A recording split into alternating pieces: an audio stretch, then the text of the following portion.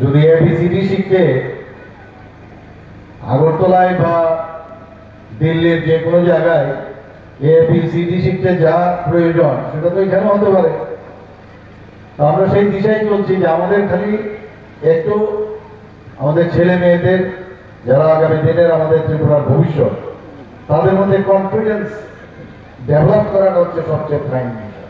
মেয়েদের জন্য আমরা নারী শক্তিকে আমরা যাতে আরো বেশি শক্তিশালী করতে পারি সেই দিশায় আমরা কাজ করছি। ওরা যেন সুরক্ষিত থাকে।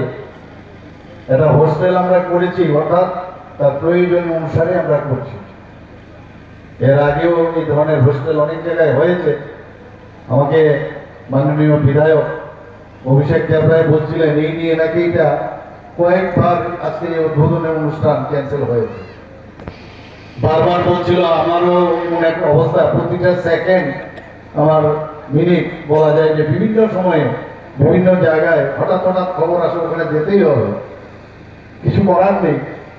এইবার ঠিক করে নিয়েছে যাবই, কিছু করতেই হবে, মানে যেতেই হবে। এর জন্য আপনাদের মাঝে এসছি এবং আমার ছোট ছোট ছেলে মেয়ে এবং আমার ভাই বোনদের সাথে এখানে দাঁড়িয়ে আপনাদের সামনে আসতে পেরে আমার খুব ভালো লাগছে, খুব আনন্দিত।